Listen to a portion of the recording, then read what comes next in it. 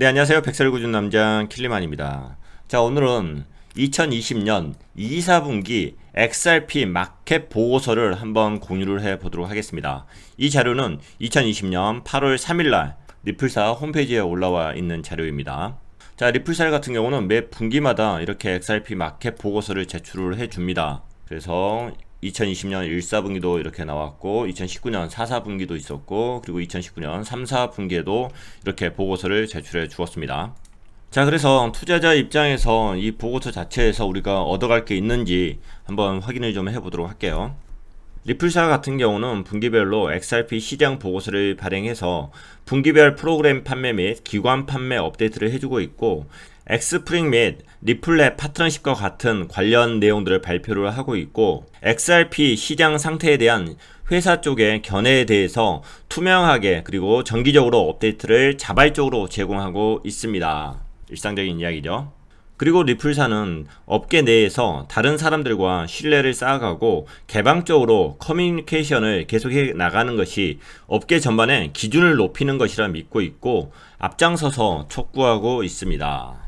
자, 앞의 내용은 그냥 리플사는 정보를 잘 오픈하고 있고 많은 소통을 하려고 노력하고 있다, 이런 일반적인 내용입니다. 규정을 준수하고 있고 책임 있는 이해관계자로서 XRP 프로그램 세일을 지금 계속해서 멈추고 있다. 이게 무슨 이야기냐면은, 자, 리플사 같은 경우는 한 달에 10억 개의 물량 자체가 언락이 되죠. 시장에 이제 풀 수가 있어요. 풀 수가 있어서 이것을 이제 시장의 유동성 확보를 위해서 판매를 한다고 합니다. 판매하는 방법은 두 가지가 있죠. 거래소 가서 파는 거, 이것을 여기서 이야기하는 프로그래믹 세일이라고 이야기를 하는 거고요. 아니면은 OTC 시장 가서 이해관계자한테 판매하는 방식이 있겠죠. 그런데 계속해서 XRP의 프로그램 매매, 그러니까 거래소에서 자체적으로 파는 것은 계속해서 멈추고 있다. 자, 이 내용 자체는 아래 표에 있는 내용하고 동일한 거니까 이 표를 한번 보도록 할게요. 자, 분기보고서 볼 때 이 표만 조금 이해를 하시면 됩니다.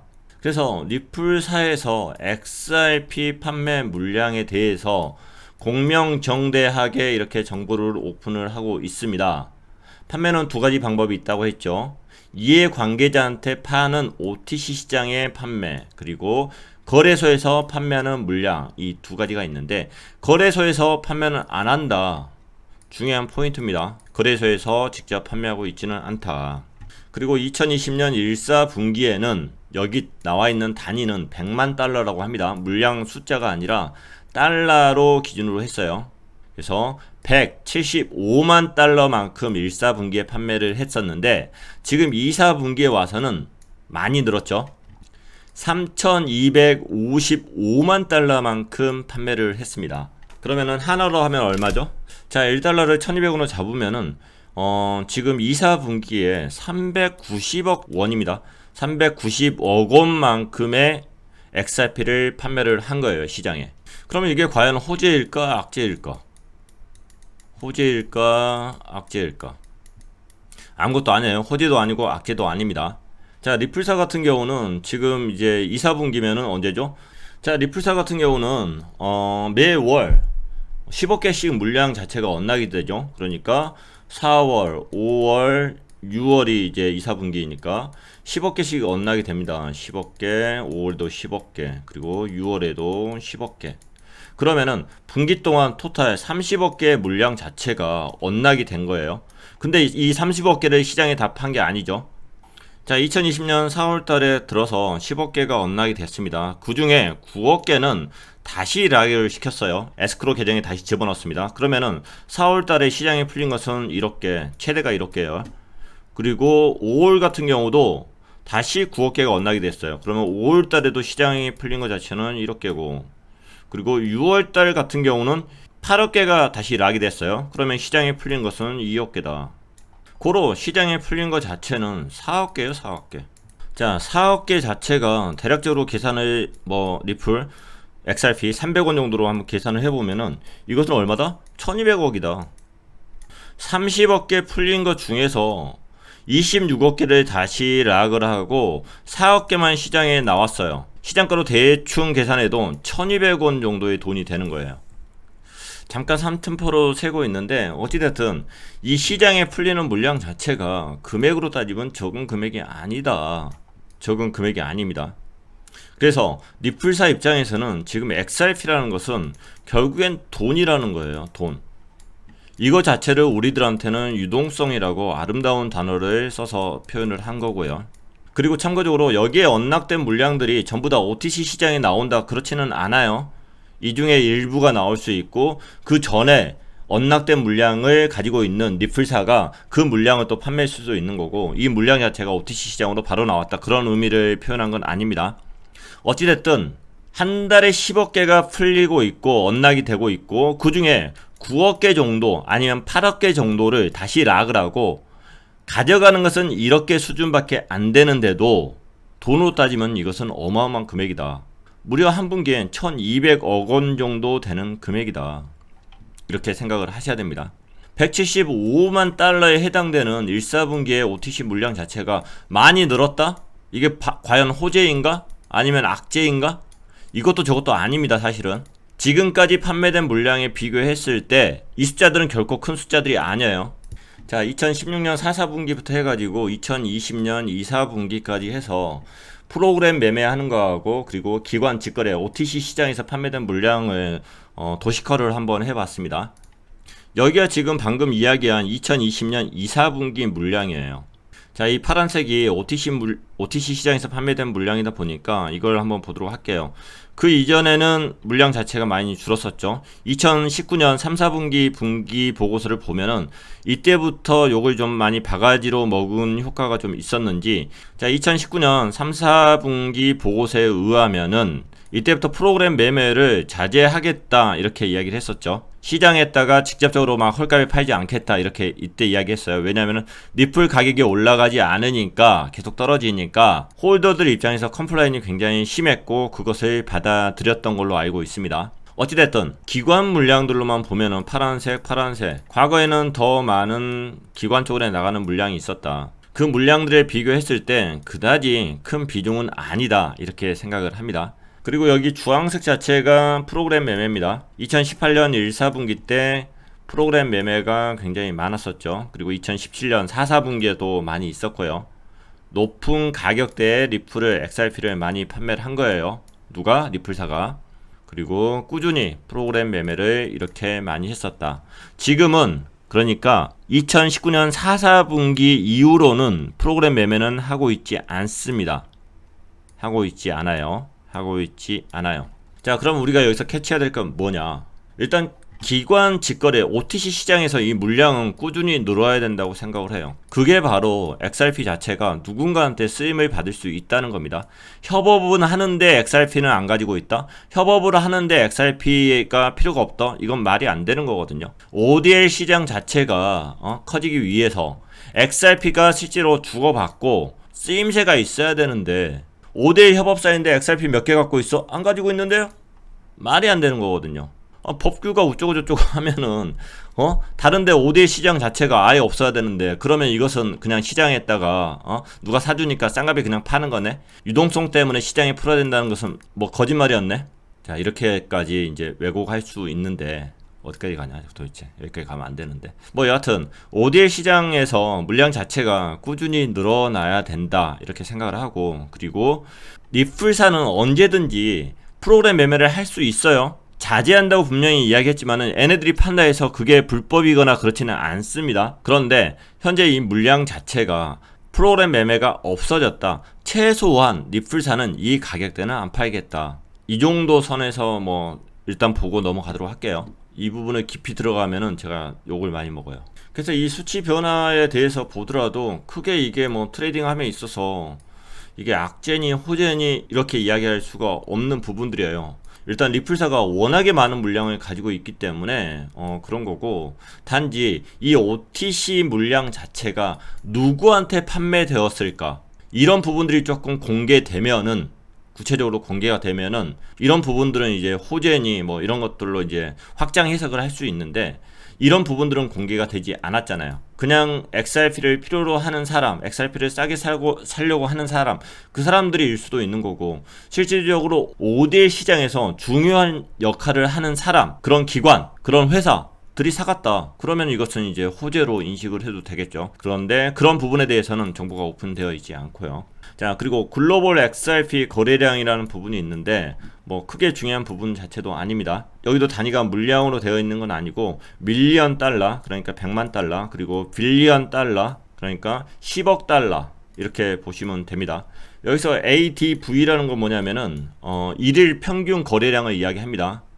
그래서 에버리지 데일리 볼륨, 그래서 일일 평균 거래량 이렇게 이제 보시면 되는 거고, 그것을 이제 돈으로 환산을 해서 이렇게 보고 있는데 1사분기보다 2사분기 거래량 자체가 많이 줄어들었다 이렇게 봐야 될 것 같고요. 그리고 총 XRP 볼륨 전체 거래량, 그 거래량 자체도 이전보다 1사분기보다 2사분기가 줄어들었다. 거래량이란 것 자체는 굉장히 중요합니다. 시장이 얼마나 관심을 가지고 있는지, 그리고 세력들의 움직임도 포착할 때 거래량으로 봅니다. 그리고 가격 변동 자체가 이게 진짜 가격 변동인지 아니면은 그러니까 어떤 의도를 가지고 있는 가격 변동인지 확인할 때 거래량을 많이 보는데 그래서 거래량은 뭐 중요한 편에 속하는 거고요. 그리고 여기는 총 거래량 기준 총 판매량, 그러니까 리플사가 판매한 물량이 있죠. 판매한 물량을 그냥 전체 시장의 거래량으로 나눈 거예요. 그래서 1사분기보다 2사분기에 이 퍼센트가 높아졌죠. 거래량 대비 판매량에 대한 비중 자체가 굉장히 높아졌죠. 그래서 시장에서 거래되는 비중 대비해서 많은 물량 자체가 판매가 됐다. 그전보다는 뭐 이렇게 그냥 해석하고 넘어가면 될 부분이지 않을까 싶어요. 자, 그 내용들에 관련해서 이 부분에서 이제 설명이 되어 있는 거고요. 자, 여기 BP라고 표현된 문장들이 있죠. 이건 뭐냐면은 별거 아니고요. 18BP니 뭐 0.6BP니 이건 거기 베이시스 포인트를 의미하는 거예요. 베이시스 포인트. 그러니까 우리가 이제 금융시장에서 이제 이런 걸 많이 쓰는데, 우리가 금리가 0.1% 올랐어요, 0.05% 올랐어요 이렇게 이야기를 하면은 큰 느낌이 없잖아요. 그래서 이 소수점 자체를 올려놓은 느낌이에요. 0.1%를 아는 것 자체는 곱하기 100을 해서 10bp. 10bp가 올랐어요. 0.05% 정도 올랐다고 하면은 5bp가 올랐어요. 이런 의미입니다. 그냥 수치를 이렇게 바꿔 놓은 거예요. 그래서 18bp 같은 경우는 이걸 100으로 나누면 되겠죠. 그래서 0.18%를 이야기를 하는 거고, 0.6bp라고 하는 것은 이걸 100으로 나누면은 0.006%를 이야기를 하는 거고요. 그래서 아래쪽에 이렇게 퍼센트로 나와 있는 것 자체를 여기서 bp로 표기를 했다 이렇게 생각을 하시면 됩니다. 중요하지 않고요. 그리고 여기서 크립토 컴페어 탑티어라고 있는데, 여기는 조사 기관마다 데이터들이 틀리잖아요. 그리고 거래소마다 가격 자체가 틀리고, 그래서 여기를 기준으로 한다 그 의미입니다. 그냥 여기를 기준으로 해서 그리고 탑티어도 여기서 이제 의미가 있는데, 뭐 여하튼 크립토 컴페어에 있는 탑티어 볼륨을 기준으로 했다, 그냥 이런 의미예요. 계속적으로 분기 보고서가 나오니까 그냥 조금 더 설명을 드린 겁니다. 중요한 내용은 아니에요. 그래서 크립토 컴페어 탑티어라는 게 CCTT다. 아래쪽에서는 CCTT라고 표현되는데 큰 의미가 있는 내용은 아니다. 그래서 이렇게 CCTT 보고서에 의하면 큰 의미가 있는 거 아닙니다. 자, 그래서 XRP 가격과 볼륨에 대한 차트를 여기서 보여주고 있고요. 지금 이게 파란색 자체가 이제 가격 변화인 것 같아요. 가격 변화가 거의 없다고 봐야겠죠. 변동성 자체가 많지 않다.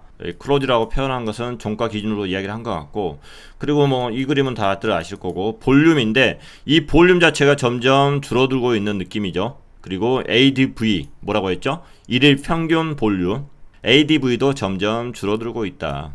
자, 거래량 자체가 줄어드는 것 자체는 걱정거리지만은 실질적으로 XRP 거래량 자체가 제 눈에는 그렇게 줄어든 것 같지는 않아요. 무슨 이야기냐? 자, 코인마켓캡에서 24시간 볼륨 자체를 보면은 보통 한 7위, 8위? 뒤로 가봤자 10위 하던 게 XRP가 최근에 볼륨 자체가 굉장히 높습니다. 한국에서는 뭐 1, 2등 하고 있는 거고, 볼륨 자체가 전 세계 시장에서도 현재 XRP 볼륨 자체가 굉장히 높다. 굉장히 중요한 포인트로 전 보고 있어요. 다시 말씀드리지만 저는 XRP를 장기적인 관점이 아니라 단기적인 관점 그리고 스윙 관점에서 보고 있어요. 단기 트레이딩 관점에서 보실 분들은 분명히 거래량 확인하셔야 됩니다. 그러니까 아까 0.18 같은 경우는 어떻게 나오는 거냐, 총 거래량에서 총 판매량, 토탈 거래량이 이거죠. 17.86. 단지 이것은 빌리언이고, 그리고 총 판매량은 이거죠. 32.55. 여기는 밀리언이고 여기는 빌리언이고, 그래서 이게 0.18%가 나온다는 겁니다. 그러니까 전체 거래량 대비 많이 팔았다 적게 팔았다 그것을 보여주기 위한 수치인 것 같은데 그다지 중요한 것 같지 않아요. 전혀 중요하지 않습니다. 왜냐하면 리플사가 워낙에 물량을 많이 가지고 있기 때문에 이 사소한 것들은 전혀 중요한 데이터가 아니다. 저는 이렇게 생각을 합니다. 자, 이건 변동폭에 대한 이야기인 것 같고요.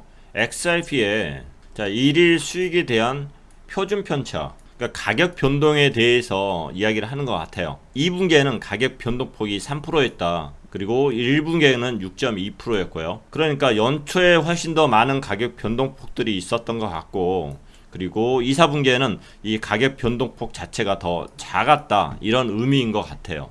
그래서 비트코인이 3.4%였고 이더리움이 4.2%였는데 그것보다 변동폭 자체가 더 낮았다, 이런 의미로 해석이 됩니다.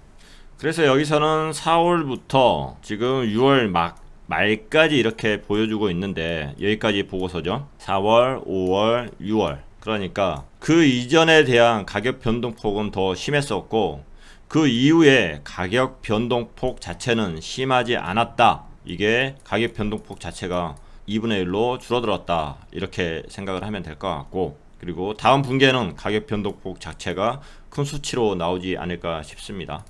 자, 그리고 아까 보여줬던 에스크로에 관련된 내용입니다. 자, 2020년 2, 4분기에는 총 30억 개의 XRP가 릴리즈가 됐다, 언락이 되었었다. 매월 10억 개씩 해당되는 거고요. 그 중에 26억 개의 XRP는 다시 에스크로 계정으로 리턴이 됐다.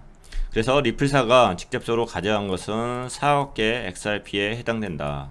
자, 그리고 ODL에 해당된 부분이 들어와 있습니다. ODL 같은 경우는 XRP를 직접적으로 사용하는 것이기 때문에 중요한 부분이고요. XRP. 자, 2020년 2, 4분기에 있어서 ODL이 차지하는 비중은 리플렛 전체 볼륨의 20%가 차지된다. ODL이 이렇게 많이 늘었다는 이야기네요, 일단은. 그리고 2019년 1, 4분기에 대비해서 2020년 1, 4분기는 ODL 거래량에 있어서 11배가 성장했다.